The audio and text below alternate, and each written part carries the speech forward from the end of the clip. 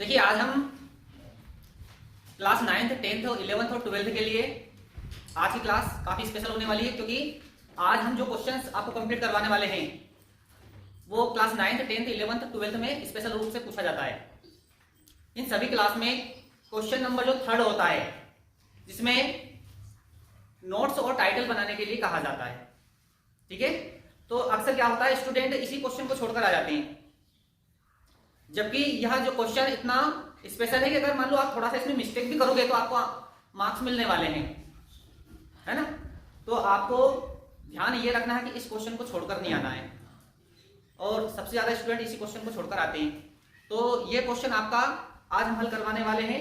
Question किस type से आने वाला है, इस क्वेश्चन में क्या क्या चीजें पूछी जाएगी, आज ये सारे डाउट्स आपके क्लियर होने वाले हैं। ठीक है, तो सबसे पहले हम देखते हैं क्वेश्चन नंबर 3rd। चाहे वो क्लास 9th की बात हो, चाहे क्लास 10th की बात हो, चाहे क्लास 11th या 12th की बात हो, ये वाला क्वेश्चन नंबर 3rd में ही पूछा जाता है। जो आपका क्वेश्चन पेपर होता है, इस क्वेश्चन पेपर में जो फर्स्ट पार्ट होता है जिसको रीडिंग स्किल्स बोलते हैं, उसमें एक अनसीन पैसेज पूछी जाती है ना। क्लास 9th 10th में 2 अनसीन पैसेज पूछी जाती है और 11th 12th में 1 अनसीन पैसेज पूछी जाती है। और जो क्वेश्चन नंबर 3rd होता है, इसमें आपको नोट्स और टाइटल लिखने के लिए कहा जाता है। क्वेश्चन किस टाइप का होगा, देखिए यहाँ पर मेरे पास एक आपका प्रैक्टिस क्वेश्चन पेपर है जो बोर्ड ने अपनी साइट के ऊपर डाला है। हाई स्कूल एग्जामिनेशन का है ये, मतलब क्लास 10th का क्वेश्चन पेपर है मेरे हाथ में, और इस क्वेश्चन पेपर में एक अनसीन पैसेज दी हुई है, उसको आज हम हल करने वाले हैं। Question number 3rd। क्वेश्चन किस टाइप से आएगा, क्वेश्चन सबसे पहले आप क्वेश्चन को पढ़िए, क्वेश्चन आपको समझ में आना चाहिए। क्वेश्चन में कहा है, read the following passage carefully, निम्नलिखित पैसेज को ध्यानपूर्वक पढ़ो and answer the question given below, और नीचे दिए गए प्रश्न के उत्तर दो। ठीक है, तो नीचे 2 क्वेश्चंस आएंगे। एक क्वेश्चन में आपको टाइटल लिखने के लिए कहा जाएगा, या एक क्वेश्चन में आपको नोट्स बनाने के लिए कहा जाएगा। और यदि नीचे क्वेश्चन अगर ना दिया हो तो जो ऊपर क्वेश्चन दिया होता है उसी में ये दोनों चीजें पूछ ली जाती है। अगर दोनों चीजें उसी क्वेश्चन में पूछी जाती है तो क्वेश्चन किस टाइप से बनेगा, read the following passage carefully, निम्नलिखित पैसेज को ध्यानपूर्वक पढ़ो, make notes and supply a suitable title.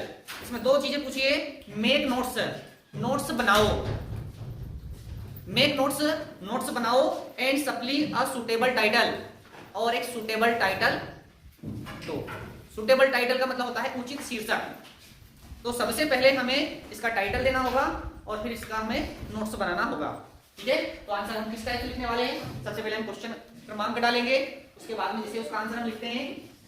तो सबसे पहले हमें आंसर नंबर 3rd, और इसमें 2 चीजें पूछी है, एक टाइटल पूछा है और दूसरा क्या पूछा है, नोट्स पूछा है। तो सबसे पहले हम टाइटल दे देते हैं। तो टाइटल देने के लिए हमें टाइटल लिखना होगा, और टाइटल को हमें अंडरलाइन करना होगा। टाइटल को हम अंडरलाइन करेंगे और उसके बाद में हम उसका एक टाइटल देंगे। टाइटल क्या चीज होती है, सबसे पहले ये समझ लीजिए टाइटल होता क्या है। टाइटल का हिंदी अर्थ होता है शीर्षक। टाइटल का हिंदी अर्थ क्या होता है, शीर्षक। जैसे कि मान लो आप कोई मूवी देख के आते हो, है ना, कोई मूवी देखते हो तो मूवी का अपना एक नाम होता है। क्या होता है, अपना एक नाम होता है। तो जो नाम होता है वही टाइटल होता है। आप कोई लेसन पढ़ते हो तो सबसे ऊपर उस लेसन का नाम दिया होता है, वही उसका क्या होता है, टाइटल होता है। कोई आप पोइम पढ़ते हो तो पोइम का सबसे ऊपर उसका एक नाम दिया होता है, तो उस पोइम का वो एक टाइटल होता है। ठीक है, तो टाइटल लिखा कैसे जाता है, टाइटल बनाया कैसे जाता है, सुटेबल टाइटल हम कैसे बना सकते हैं, है ना। टाइटल तो हर कोई लिख सकता है, लेकिन एक सुटेबल टाइटल होना चाहिए। सुटेबल टाइटल आप कैसे दे सकते हो, ठीक है।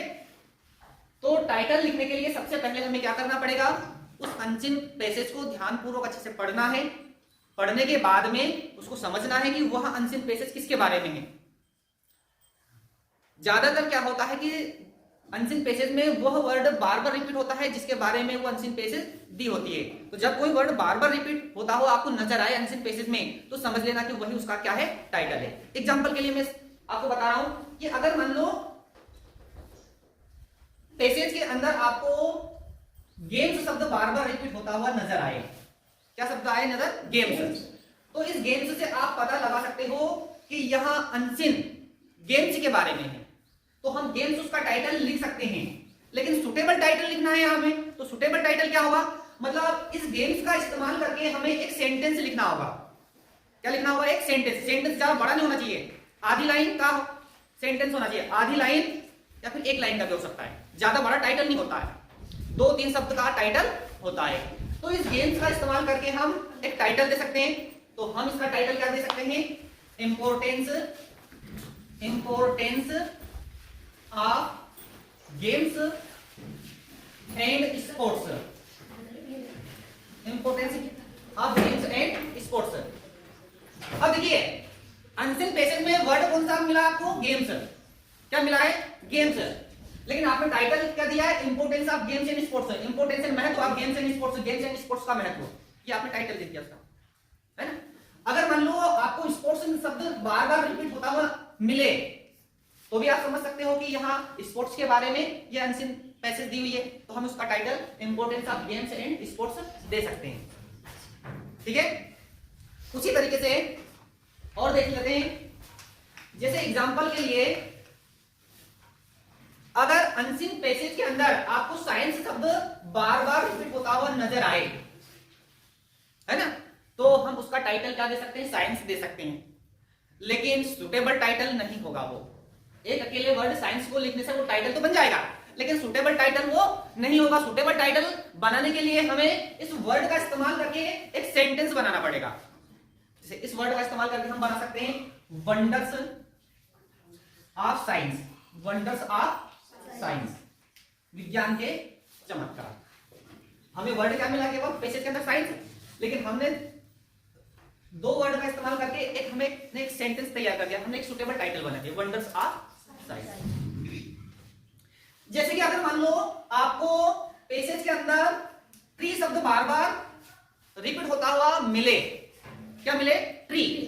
तो इस ट्री से हमें यह पता चला है कि यहाँ अनसीन पैसेज इस ट्री के बारे में है, पेड़ के बारे में है। लेकिन ट्री अगर मान लो हम टाइटल देंगे तो टाइटल तो होगा, लेकिन सुटेबल टाइटल कब होगा? जब हम उसके ऊपर एक सेंटेंस तैयार करेंगे।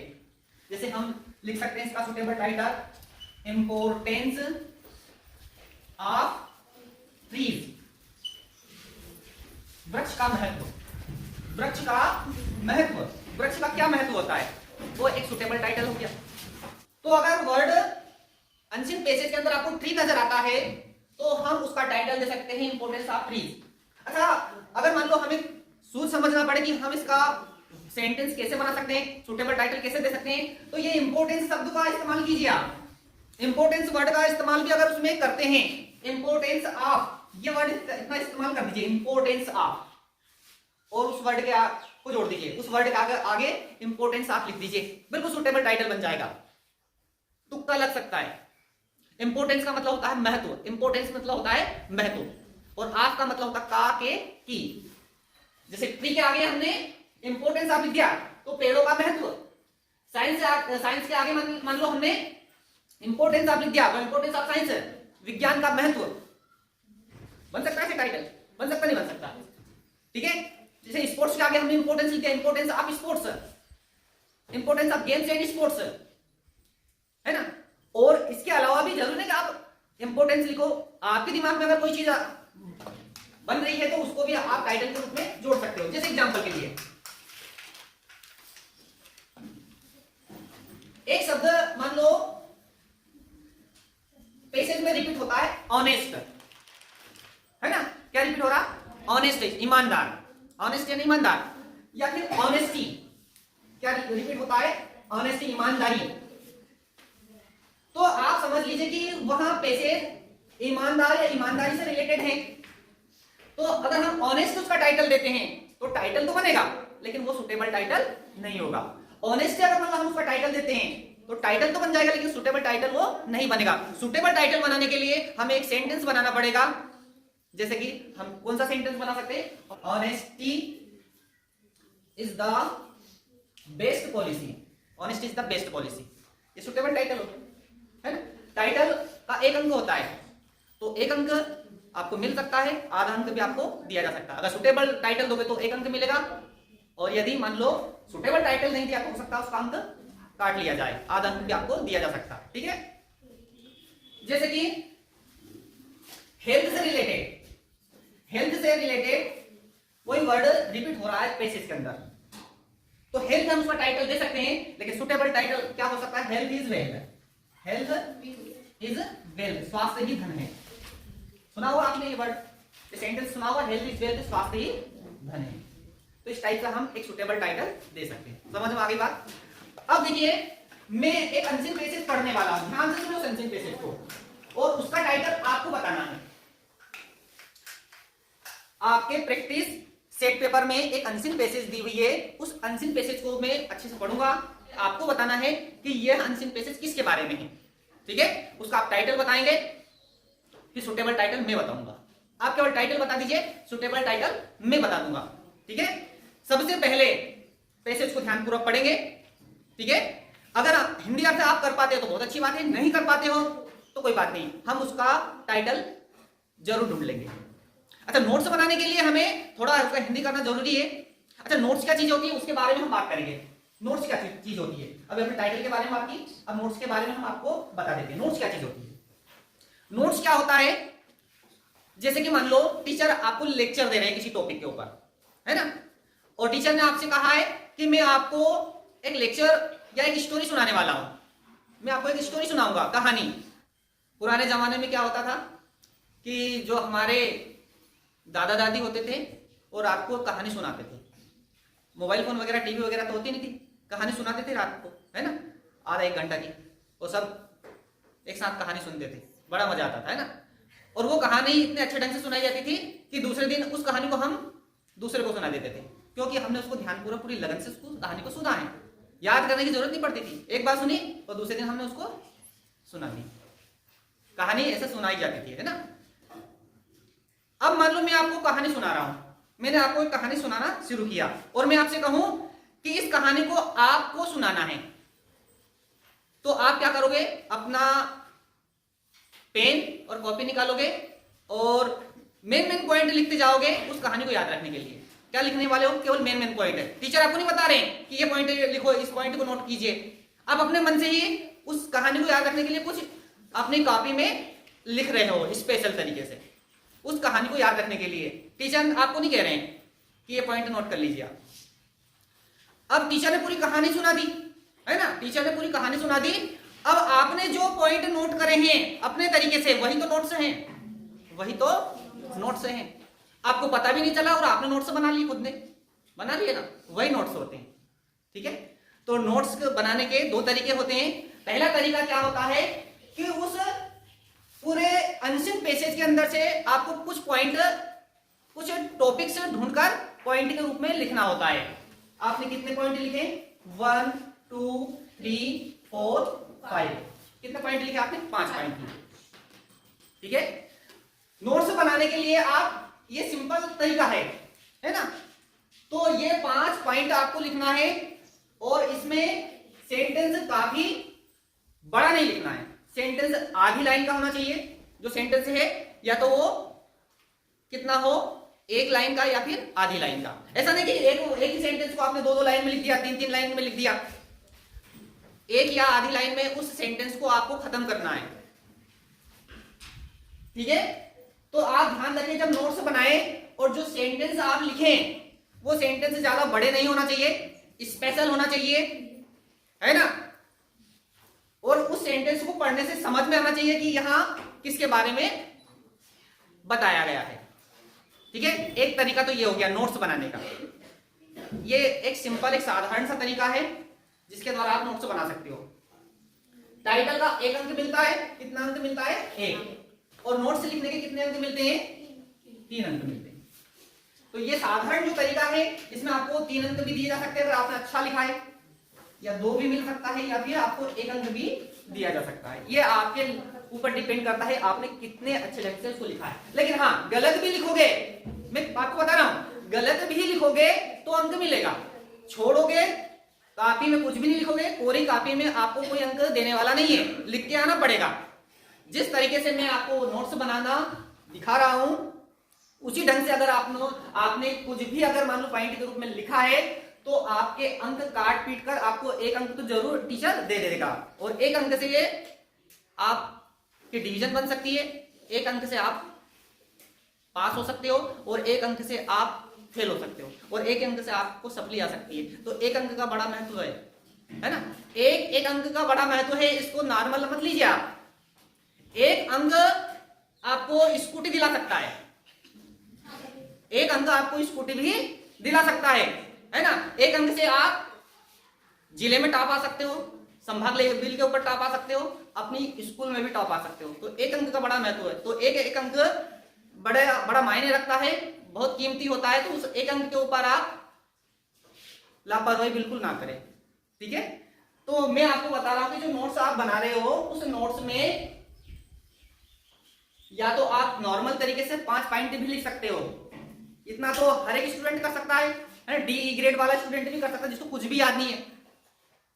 लेकिन बच्चे गलती क्या करते हैं, इस नोट्स को पैराग्राफ जैसा लिख के आ जाते हैं, पॉइंट नहीं लिखते, डायरेक्ट पैराग्राफ जैसे लिखकर आ जाते हैं, पैराग्राफ राइटिंग जैसा पैसेज उतार देते हैं वैसे की वैसी। तो कहां से नंबर मिलेगा? जिस चीज को पॉइंट में लिखना है उसको पॉइंट में लिखना है, और जिस चीज को पॉइंट में नहीं लिखा जाता, एक समरी होती है, एक क्या होती है समरी। आजकल समरी नहीं पूछी जाती है, पहले क्या होता था समरी भी पूछी जाती थी। आजकल तो केवल टाइटल और नोट्स पूछा जाता है, एक समरी भी पूछी जाती थी। समरी का मतलब होता सारांश, उस पेजेस को छोटा करके लिखना होता था, उसका सारांश लिखना होता था। इस समरी को पॉइंट के रूप में नहीं लिखा जाता है। जैसे कि मान लो 12 लाइन कैंसिल पैसेज है तो उसको 4 लाइन में खत्म करना, 9 लाइन कैंसिल पैसेज है तो उसको 3 लाइन में खत्म करना, 15 लाइन कैंसिल पैसेज है तो उसको 5 लाइन में खत्म करना होता था, और उसको छोटा करना होता था, वो समरी में किया जाता था। लेकिन ये समरी आजकल नहीं पूछी जाती है, केवल टाइटल और नोट्स पूछा जाता है। तो हम नोट्स के बारे में बात कर रहे हैं। अच्छा, एक तरीका तो ये बता दिया मैंने, साधारण सा तरीका जिसमें केवल आप 5 पॉइंट लिखकर आ जाइए। पॉइंट ज्यादा बड़े नहीं होना चाहिए, पॉइंट केवल एक या आधी लाइन का होना चाहिए और स्पेशल पॉइंट होना चाहिए, ठीक है। दूसरा तरीका क्या है, हेडिंग और सब हेडिंग के द्वारा नोट्स बनाए जाते हैं। अब ये हेडिंग और सब हेडिंग क्या होती है, हेडिंग क्या चीज होती है, सब हेडिंग क्या होती है ना। अगर हेडिंग और सब हेडिंग के द्वारा नोट्स बनाने के लिए कहा जाए तो आपको हेडिंग और सब हेडिंग के द्वारा नोट्स बनाना है, ठीक है। हेडिंग में क्या होता है, पॉइंट लिखा जाता है। सबसे पहले तो क्या करना है, जो अनसीन पैसेज दी है उसके 2 टुकड़े कर दीजिए। 2 टुकड़े करने का मतलब पैसेज को फाड़ना नहीं, पेपर को नहीं फाड़ना है ना। तो 2 टुकड़े का, सर कहा था 2 टुकड़े करना, फाड़ दो उसको बीच में से, फाड़ना नहीं है। उस अनसीन पैसेज को 2 भागों में डिवाइड कर लीजिए। 2 भागों में डिवाइड कर सकते हो, 3 भागों में डिवाइड कर सकते हो आप, है ना। अगर उसमें पैराग्राफ के हिसाब से, अगर मान लो उसमें पहले से वो अनसीन पैसेज दी हुई है, 2 पैराग्राफ में दी है, तो ऊपर का जो पैराग्राफ है उसमें से एक नोट्स बना लीजिए, नीचे वाला जो पैराग्राफ है उसमें से एक नोट्स बना लीजिए। और अगर मान लो उसमें कोई पैराग्राफ के रूप में डिवाइड नहीं है, अगर मान लो अनसीन पैसेज, तो उस अनसीन पैसेज के 2 हिस्से कर लीजिए। मतलब 8 लाइन की अनसीन पैसेज तो 4-4 लाइन में उसको डिवाइड कर लीजिए। ज्यादा बड़ी अनसीन पैसेज है तो उसको 3-3 लाइन में डिवाइड कर सकते हो, 3 हिस्से भी उसके कर सकते हो। लेकिन नोट्स ज्यादा बड़ा भी नहीं होना चाहिए, ऐसा नहीं कि 2-2 पेज नोट्स लिख दिया, नोट्स लिखते जा रहे, ज्यादा बड़ा नोट्स भी नहीं होना चाहिए, ठीक है। तो हेडिंग के रूप में आपको एक पॉइंट लिखना होता है, ठीक है। और उसमें सब हेडिंग लिखनी होती है, 1.1, 1.2, 1.3, ऐसे सब हेडिंग आपको देनी होती है। ये 1.1 से ये 1 आ रहा है, वो 1, 2, 3 है ना। इसी प्रकार ये आपने ये जो ऊपर आपने डाली, यहाँ पर एक हेडिंग होगी और उसमें छोटे छोटे वर्ड जो आपने लिखे, छोटे छोटे पॉइंट जो लिखे, वो सब हेडिंग कहलाएगी। क्या कहलाएगी? वो सब हेडिंग, ठीक है। अब यहां पर आपको एक लाइन छोड़नी है और दूसरा पॉइंट यहां पर आपको स्टार्ट करना है। नीचे जो आपने कुछ लाइन छोड़ रखी है ना, पेज को 2 भागों में डिवाइड किया, तो ऊपर वाला जो पार्ट है उसमें एक हेडिंग लेके सब हेडिंग आपको डालना है, ठीक है। और फिर नीचे वाला जो पार्ट है उसमें से आपको एक हेडिंग लेनी है और फिर उसकी सब हेडिंग बनानी है। सब हेडिंग बनाने के लिए आपको 2.1 डालना है, 2.2 डालना है, 2.3 डालना है। इसमें सब हेडिंग में कम से कम 2 या 3 शब्द आपको लिखने हैं सब हेडिंग के रूप में, इस टाइप से। समझ में आ रही बात? इस टाइप से अगर मान लो आप नोट्स बनाते हो, इस डिजाइन में आप नोट्स तैयार करते हो, भले आपने कुछ भी लिखा है, हेडिंग क्या दी है, आपने सब हेडिंग में क्या लिखा है, कोई फर्क नहीं पड़ता, नंबर आपको मिलेगा। तरीका ये होना चाहिए। हाँ, टीचर ने देखा बिल्कुल, हाँ इस तरीके से लिखा, बिल्कुल सही लिखा होगा, चलो जान दो, 2 नंबर फटाफट, है ना। और मान लो पूरा पैराग्राफ भी उतार दिया नोट्स में, तो टीचर जैसे देख के बता देगा, अरे क्या नंबर दो इसको, इसने तो पूरी पैसेज उतार रखी है। तो ये एक स्पेशल क्वेश्चन है जिसको अक्सर स्टूडेंट छोड़कर आते हैं, और वो क्वेश्चन आपको नहीं छोड़ के आना है। गलत बना के आओ, लेकिन आपको बना के आना है, आपको अंक मिलने वाले हैं, ठीक है। चाहे आपको नंबर काट कर मिले, कम मिले, लेकिन आपको नंबर मिलेंगे। लेकिन कोरी कॉपी पे कोई अंक देने वाला नहीं है। अब देखिए ये हेडिंग कैसे देना है, सब हेडिंग कैसे देना है, ये हम आपको बताने वाले हैं। हेडिंग कैसे दी जाती है और सब हेडिंग कैसे दी जाती है, ये इसका विशेष ध्यान रखना। अभी सबसे पहले हम टाइटल के बारे में समझ लेते हैं। टाइटल क्या होता है? सबसे पहले मैं आपके क्वेश्चन पेपर में एक अनसीन पैसेज दी हुई है, उस अनसीन पैसेज को पढ़ूंगा, उसका हिंदी बताऊंगा, उसको आपको अच्छे से समझना है। समझने के बाद में आप खुद इसका टाइटल बताओगे, मैं नहीं बताऊंगा, आप खुद बता दोगे टाइटल। ठीक है, चलिए शुरू करते हैं। आपको ध्यान से सुनना है। Education is the essential thing. Education एक आवश्यक चीज है। इसेंशियल, एजुकेशन का मतलब शिक्षा होता है। शिक्षा एक इसेंशियल थिंग है। क्या है? आवश्यक चीज। फॉर आवर लाइफ, हमारे जीवन के लिए। एंड इट हेल्प्स, और यह मदद करती है in the growth of human civilization. Growth का मतलब होता है विकास। ह्यूमन का मतलब होता है मानव, और सिविलाइजेशन का मतलब होता है सभ्यता या मानव सभ्यता के विकास में मदद करती है। कौन मदद करती है? एजुकेशन। देखिए हर एक शब्द को हम हिंदी में नहीं बोलेंगे, जरूरी नहीं उसका हिंदी बोले। जैसे एजुकेशन को एजुकेशन ही हम बोल सकते हैं, सबको पता है। एजुकेशन का हिंदी अर्थ शिक्षा होता है, तो हमें शिक्षा बोलने की जरूरत नहीं है, हम उसको एजुकेशन ही बोलेंगे। तो कम से कम हिंदी बोले, ज्यादा से ज्यादा वर्ड हम इंग्लिश के वर्ड को हिंदी की तरह बोलना सीखे। हिंदी की भी जरूरत नहीं पड़ेगी और आप उसको अच्छे से समझ पाओगे। एजुकेशन इज नेसेसरी, एजुकेशन आवश्यक है। नेसेसरी का मतलब होता है जरूरत। एजुकेशन की जरूरत होती है टू अंडरस्टैंड, यानी होता है समझने में। द यूनिवर्स का मतलब होता है विश्व, दुनिया, अराउंड अस, जो हमारे चारों तरफ हैं। तो एजुकेशन की जरूरत इस यूनिवर्स को समझने में पड़ती है। जो ये दुनिया है हमारे चारों तरफ, ये जो विश्व है, ये जो दुनिया है, इसको समझने के लिए हमें एजुकेशन की जरूरत पड़ती है। And convert it into something more beneficial, और इसको कन्वर्ट किया जा सकता है। कन्वर्ट का मतलब चेंज करना, बदलना, इसको बदला जा सकता है something more beneficial. More beneficial का मतलब होता है और अधिक लाभदायक। किसी चीज को और अधिक लाभदायक बनाने के लिए एजुकेशन की जरूरत पड़ती है। With the help of knowledge, ध्यान दीजिए, with the help of knowledge, knowledge की मदद से, ज्ञान की मदद से, वी कैन डेवलप, हम डेवलप कर सकते हैं a new perspective for our life, अपने जीवन के न्यू परिप्रेक्ष्य में। वी कैन डेवलप, हम डेवलप कर सकते हैं। इफ पीपल आर एजुकेटेड, ध्यान देना, इफ पीपल आर एजुकेटेड, यदि लोग शिक्षित हो, यदि लोग एजुकेटेड हो, देन दे कैन नो, तो वे जान सकते हैं देयर रिस्पॉन्सिबिलिटीज, अपनी जिम्मेदारियों को, वो अपनी जिम्मेदारियों को जान सकते हैं, पहचान सकते हैं। And rights quite well, rights का मतलब होता है अधिकार, क्वाइट वेल मतलब होता है बहुत अच्छे से, और वो अपने अधिकारों को भी अच्छे से जान सकते हैं। अगर व्यक्ति एजुकेट हो, व्यक्ति शिक्षित हो, एक अनपढ़ व्यक्ति अपने अधिकारों को नहीं समझ सकता, एक शिक्षित व्यक्ति अपने अधिकारों को, अपनी जिम्मेदारी को अच्छे से समझ सकता है। फर्स्ट ऑफ ऑल, सबसे पहले एजुकेशन गिव्स, जो एजुकेशन है वो गिव्स देती है द एबिलिटी, एबिलिटी का मतलब होता है क्षमता, टू रीड यानी होता है पढ़ना। जो एजुकेशन है वो हमें क्या करती है? पढ़ने की क्षमता, पढ़ने की ताकत प्रदान करती है। अगर मान लो एजुकेशन नहीं होती तो हम पढ़ सकते थे क्या? कुछ भी नहीं पढ़ सकते थे।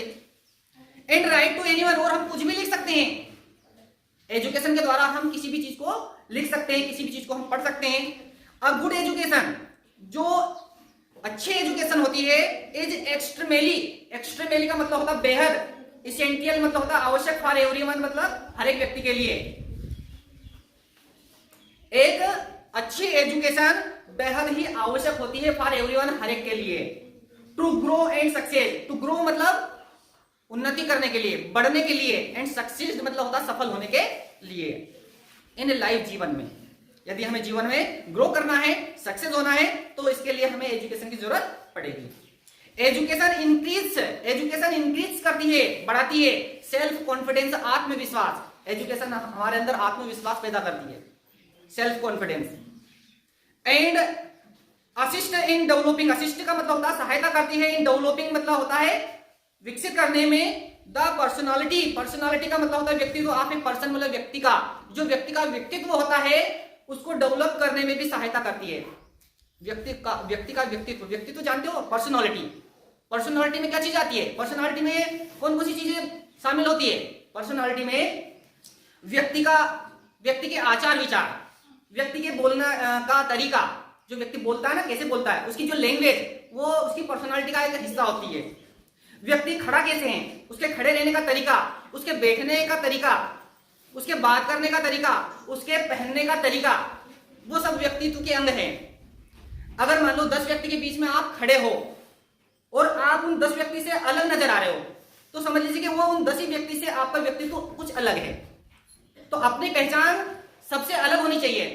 10 व्यक्ति के बीच में अगर मान लो हम खड़े हैं तो हमें पहचाना जा सके, स्पेशल रूप से पहचाना जा सके। लेकिन आपको स्पेशल रूप से कब पहचाना जाएगा? जब आपका व्यक्तित्व कुछ अलग होगा, आपकी पर्सनालिटी कुछ अलग होगी। और पर्सनालिटी में मैंने आपको बताया क्या क्या चीजें आती है।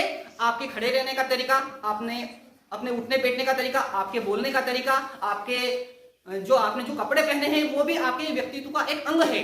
आपने कैसे कपड़े पहन रखे हैं, आपके बाल किस टाइप के हैं, है ना। आगे बात समझ में, आपने कपड़े कैसे पहने हैं वो आपका व्यक्तित्व बताएगा। या आपने कुर्ता पजामा पहना है तो आपका व्यक्तित्व अलग नजर आएगा। आपने पैंट शर्ट पहना तो आपका व्यक्तित्व कुछ अलग होगा। आपने जीन्स टी शर्ट पहना तो आपका व्यक्तित्व कुछ अलग दिखेगा, है ना। तो जो हम ये कपड़े पहनते हैं ना, ये भी हमारे पर्सनालिटी का एक अंग होता है। तो हमारा व्यक्तित्व कब डेवलप होगा? जब हम एजुकेट होंगे, हम शिक्षित होंगे। अगर मान लो हम शिक्षित हैं तो हमारे व्यक्तित्व कुछ अलग होगा। Education plays a big role. जो एजुकेशन होती है ना, वो बिग रोल अदा करती है इन आवर लाइफ, हमारे जीवन में। एजुकेशन हमारे जीवन में क्या होती है? बिग रोल अदा करती है, एक बड़ा रोल अदा करती है। Education is split. जो एजुकेशन है वो विभाजित है इनटू 3 पार्ट्स, 3 भागों में विभाजित है। सच एज प्राइमरी एजुकेशन, एक तो होती है प्राइमरी एजुकेशन, जो सबसे पहले जो बच्चा जब स्कूल में जाता है तो प्राइमरी स्कूल में पढ़ने के लिए जाता है, तो एक एजुकेशन कौन सी होगी? Primary education. इसके बाद आती है secondary education and higher secondary education. एक सेकेंडरी एजुकेशन और एक फिर होती है हायर सेकेंडरी एजुकेशन। तो एजुकेशन को 3 भागों में डिवाइड किया गया है, प्राइमरी एजुकेशन, सेकेंडरी एजुकेशन और higher secondary education. All these 3 divisions of education, ये 3 डिवीजन है ऑफ एजुकेशन के, have their value and advantage, जिनका अपना एक वैल्यू है, अपना एक मूल्य है, एंड एडवांटेज से मतलब फायदा या लाभ। Primary education is the base of education for a person. जो प्राइमरी एजुकेशन है वो क्या है? बेस है। बेस जानते हो, बेस का मतलब होता है नींव। जैसे हम मकान बनाते हैं तो सबसे पहले नींव भरते हैं ताकि हमारा मकान है वो मजबूत हो जाए। जितनी अच्छी तरीके से हम नींव भरेंगे तो मकान उतना अधिक टाइम तक खड़ा रहेगा। तो प्राइमरी एजुकेशन है ना, वो क्या है? बेस होता है। अक्सर क्या होता है कि प्राइमरी जिसकी एजुकेशन वीक होती है वो बच्चा आगे तक वीक रहता है। अगर प्राइमरी एजुकेशन जो प्राथमिक शिक्षा है, अगर पेरेंट्स ने अपने बच्चों पर ध्यान दिया है तो वो बच्चा क्या है, आगे तक वो क्या है, उसकी एजुकेशन अच्छी रहेगी, वो पढ़ने में तेज रहेगा। लेकिन प्राइमरी एजुकेशन अगर मान लो उसकी वीक रही है तो वो बच्चा आगे तक कमजोर रहेगा, है ना। तो प्राइमरी एजुकेशन क्या होती है? बेस होती है। बेस बनाना बहुत जरूरी है। तो बच्चों का भी बेस बनाना बहुत जरूरी है। पेरेंट्स क्या है, छोटी उम्र में जो बच्चे होते हैं उनकी एजुकेशन पर ध्यान नहीं देते। जब बड़े हो जाते तो वो खूब पैसा खर्च करते हैं उनको पढ़ाने के लिए, लेकिन वो समय निकल जाता है। बेस तो बना नहीं है और डायरेक्ट मकान खड़ा करोगे तो मकान गिरने वाला है। प्राइमरी एजुकेशन क्या होती है? एक बेस होती है। Primary education is the base of education for a person. Secondary education paves, और जो सेकेंडरी एजुकेशन होती है ना, उसके बाद वाली जो एजुकेशन होती है सेकेंडरी एजुकेशन बोलते हैं उसको। वो पेव्स मतलब मार्ग है, द डायरेक्शन मतलब दिशा, फॉर फर्दर एजुकेशन जो आगे की जो शिक्षा है ना उसका मार्ग है, रास्ता है। And higher secondary education makes the further, जो हायर सेकेंडरी एजुकेशन आखिरी वाली है ना, हायर सेकेंडरी 11th 12th में जाते हो ना हायर सेकेंडरी स्कूल में, तो higher secondary education makes the further and the ultimate way of life. ये हमारे जीवन का अल्टीमेट वे होता है, अंतिम मार्ग। आई होप ये पैसेज आपको अच्छे समझ में आ चुकी होगी। अब मैं आपसे इसका टाइटल पूछता हूं, आप बताओ। एजुकेशन है ना, इन्होंने बताया, आपने बताया है इसका टाइटल एजुकेशन। क्या बताया? एजुकेशन। क्योंकि हमने बार बार पूरी पैसेज में एजुकेशन के बारे में ही पढ़ा है। तो आपने बिल्कुल ठीक इसका टाइटल बताया है एजुकेशन, है ना। इसका टाइटल हो सकता है एजुकेशन, लेकिन सुटेबल टाइटल देना है हमें। क्या देना है?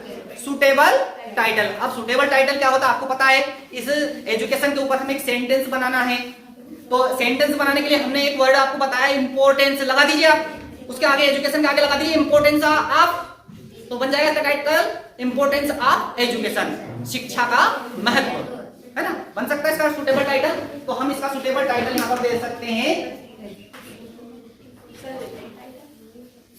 Importance of education.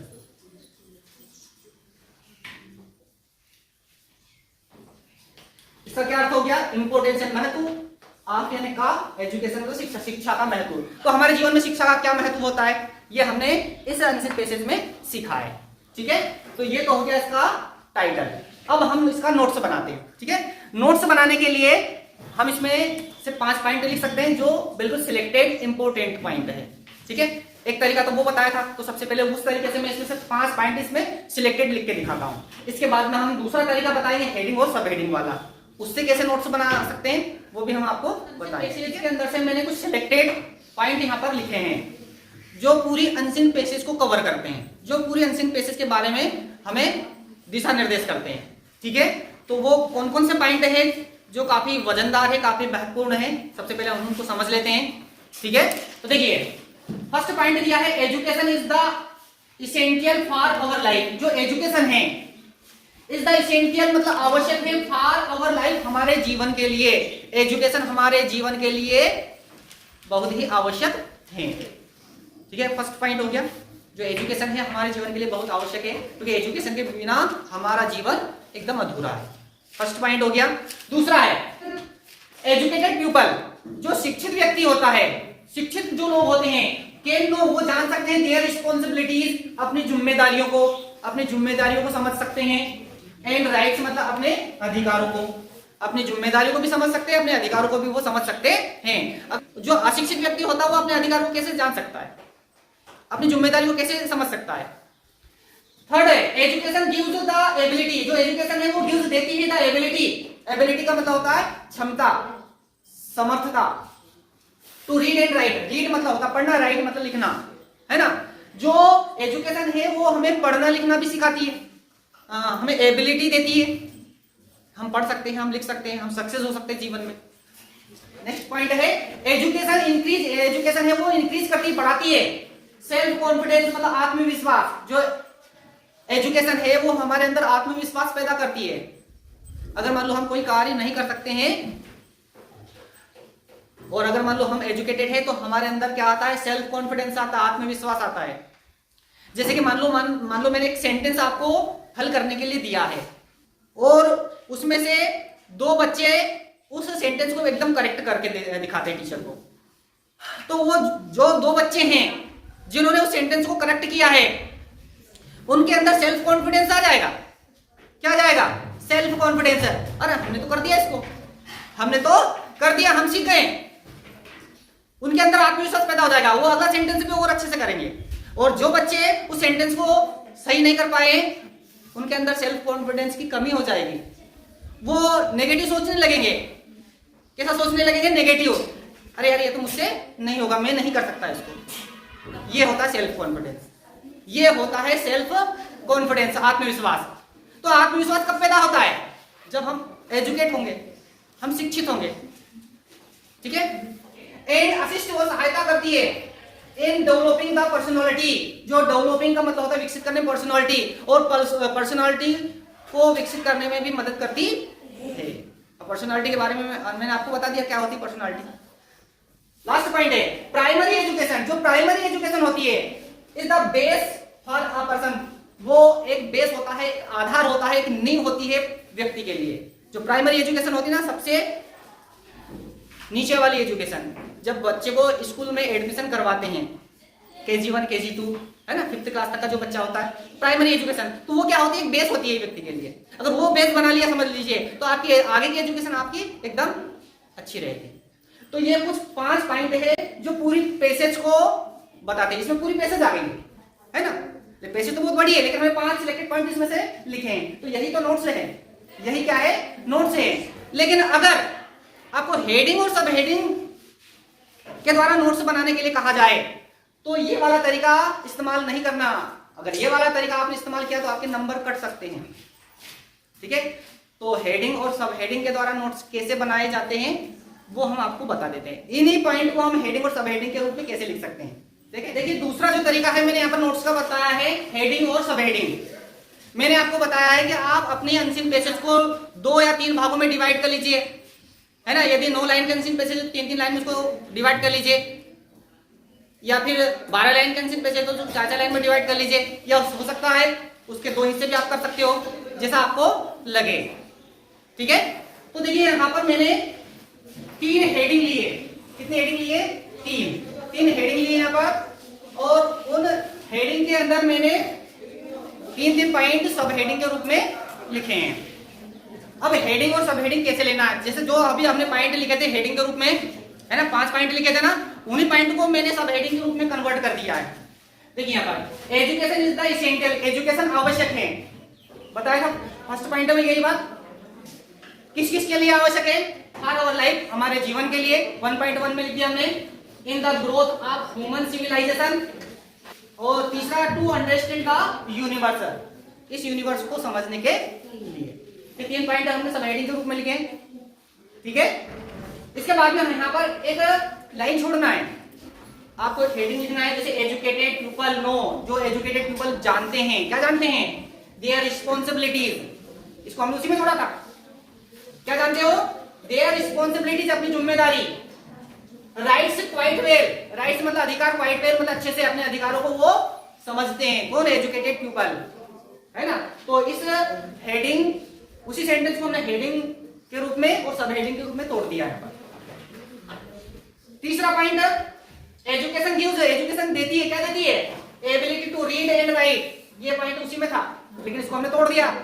इस पॉइंट को हेडिंग और सब हेडिंग के रूप में हमने तोड़ दिया है। एजुकेशन गिव्स, एजुकेशन देती क्या देती है? Ability to read and write. और नेक्स्ट पॉइंट क्या लिखा है? To grow success. ग्रो मतलब होता है बढ़ना, सक्सेस मतलब सफल होना, है ना। तो एबिलिटी, जो एजुकेशन है वो कौन सी एबिलिटी देती है हमें? रीड करने की, राइट करने की। ग्रो सक्सेस मतलब सफल होने की एबिलिटी प्रदान करती है। तो देखिए यहाँ पर हमने इसमें 3 हेडिंग लिखी है, और उसके अंदर हमने कुछ सब हेडिंग लिखी है। तो सब हेडिंग आप 2 या 3 दे सकते हो। जैसे इसमें हमने कितनी सब हेडिंग दी है? 3। 1.1 ये 1 यहाँ से चलेगा, है ना। 1.1, 1.2, 1.3, फिर 2 आ जाएगा, है ना। फिर 2 में ये 2 वाला चलेगा, 2.1, 2.2, और अगर आपको और भी लिखना है तो 2.3 भी लिख सकते थे। फिर हमने अगली हेडिंग ली है education gives 3.1 ability to read and write, और 3.2 में लिख दिया हमने टू ग्रो सक्सेस। अब ध्यान दीजिए, कभी कभी क्या होता है, सब हेडिंग को एब्रीविएशन करने के लिए भी कहा जाता है। अब आपको सर एब्रीविएशन क्या होता है, ध्यान दीजिए। हेडिंग सब हेडिंग के साथ एब्रीविएशन करने के लिए भी कहा जा सकता है। एब्रीविएशन क्या चीज होती है? एब्रीविएशन का मतलब होता है शॉर्ट फॉर्म, वर्ड की शॉर्ट फॉर्म लिखना, है ना। जैसे मध्य प्रदेश की शॉर्ट फॉर्म एमपी, डॉक्टर की शॉर्ट फॉर्म डीआर, टीचर की शॉर्ट फॉर्म टीआर। समझ में आ रही बात नहीं आ रही? शॉर्ट फॉर्म बनती है नहीं बनती है? तो ऐसे हम शॉर्ट फॉर्म अगर लिख सकते हैं तो शॉर्ट फॉर्म में लिखने की कोशिश करें। जैसे देखिए फॉर आवर लाइफ में सब हेडिंग है, क्या इसको शॉर्ट फॉर्म के रूप में लिखा जा सकता है? क्या नहीं लिख सकते। जिसको लिख सकते हैं उसका एब्रीविएशन बना सकते हैं। In the growth of human civilization, कुछ वर्ड ऐसे हैं जिनका शॉर्ट फॉर्म नहीं होता है, उनको हम सब हेडिंग के रूप में जब लिखे तो उनका एब्रीविएशन कैसे कर सकते हैं। देखिए जैसे ग्रोथ लिखा है, क्या लिखा है? ग्रोथ। ध्यान दीजिए, इस ग्रोथ को हम ऐसे लिख सकते हैं, जैसे लिखा है ग्रोथ, GROWTH। अभी ग्रोथ आ रहा है तो इसको सब हेडिंग के रूप में लिखना है, इसको शॉर्ट फॉर्म के रूप में लिखना है इस ग्रोथ को। तो कैसे लिख सकते हैं? इसका वोवेल हटा दिए। वोवेल क्या है इसमें? केवल वोवेल इसमें क्या है? वोवेल हटा दीजिए। अगर आपको किसी वर्ड की शॉर्ट फॉर्म नहीं आती है तो उसको वोवेल हटा दीजिए। अगर वर्ड का पहला लेटर वोवेल है तो उसको मत हटाना, बीच में जितने भी वोवेल है सब हटा दीजिए। इसमें कितना वोवेल आ रहा है? केवल एक। वोवेल जानते हैं ना, AEIOU, वो हटा देंगे तो कैसा बनेगा? GRWTH। इसको ऐसा लिख सकते थे हम। तो इसको मैं कैसे लिख सकता हूँ? यहाँ पर ग्रोथ को GRWTH। यहाँ पर स्पेलिंग बिगाड़ने के नंबर दिए जा रहे हैं, इनकरेक्ट करने के नंबर दिए जा रहे हैं। आया समझ में? करेक्ट लिखने का नंबर तो मिलता है, लेकिन ये नोट से एक ऐसी चीज है जिसमें स्पेलिंग गलत लिखोगे तो भी नंबर मिलेंगे आपको। अपन स्पेलिंग गलत कर रहे हैं यहाँ पर, देखिए ग्रोथ की स्पेलिंग हमने गलत कर दी, एब्रीवेशन कर दिया, इसका शॉर्ट फॉर्म बना दी इसकी, है ना। मैं क्या कह रहा हूँ आपको बार बार, जब से मैं क्या बता रहा हूँ कि इस क्वेश्चन को छोड़ के नहीं आना है, गलत करके आओगे तो भी नंबर मिलने वाले हैं। देखिए अब यहाँ पर ह्यूमन सिविलाइजेशन, तो इसको हम इसके वॉवेल हटा देते हैं, इसके वॉवेल हटाएंगे तो कैसे बनेगा, एक तो आई हटा दीजिए, ये वाला आई हटा दीजिए, ये वाला आई हटा दीजिए, ये वाला हटा दीजिए और ये भी हटा दीजिए, क्या बचा हमारे पास, CVLZTN, है ना। आया समझ नहीं आया। अंडरस्टैंड, अंडरस्टैंड में से देखिए यू को तो हटा नहीं सकते, शुरू में वॉवेल आ रहा है, इसमें से हम ई को हटा सकते हैं, ए को हटा सकते हैं और पूरा एक साथ लिख दीजिए अंडरस्टैंड। वैसे समझ लेगा क्या अंडरस्टैंड है ये, है ना। यूनिवर्सल, यूनिवर्सल में से यू को तो नहीं हटा सकते, आई को हटा सकते थे, ई को हटा सकते थे, है ना, और ये यूनिवर्सल, ठीक है। एजुकेटेड में देखिए, एजुकेटेड में यू को हटा सकते हैं, यहाँ पर ए को हटा सकते हैं, ई को हटा सकते हैं, ठीक है। अब नो में देखो ये केवल ओ को हटा दो केवल, है ना, कैन डब्ल्यू। रिस्पॉन्सिबिलिटी में ई को हटा दीजिए, ओ को हटा दीजिए, आई को हटा दीजिए, ये रिस्पॉन्सिबिलिटी वैसे दिखा गया बिल्कुल रिस्पॉन्सिबिलिटी की स्पेलिंग है, स्पेलिंग याद है तब भी आप हर कोई बच्चा पढ़ सकता है रिस्पॉन्सिबिलिटी, है ना।